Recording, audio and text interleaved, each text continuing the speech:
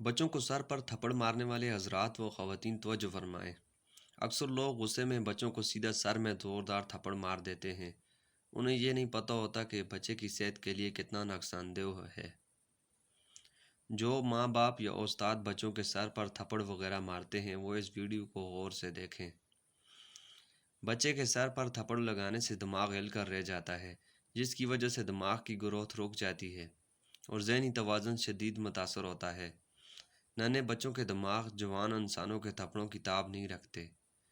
اسی طرح حدیث پاک میں چہروں پر تھپ مارنے سے بھی منع کیا گیا ہے۔ اگر بچوں کو مارنا بھی ہو تو سر، چہرے اور گدی پر مارنے سے اجتناب کریں، بلکہ اگر ضرورت پڑے بھی تو ان جگہوں کو چھوڑ کر کسی اور جگہ ہلکی سی مار ماریں کہ اس سے جسم میں کسی قسم کا نشان نہیں پڑنا چاہیے۔ دوستوں، مقصد تنبیہ کرنا ہو نہ کہ نقصان پہنچانا ہو۔ ویڈیو اچھی لگی تو ویڈیو کو لائک کر دینا۔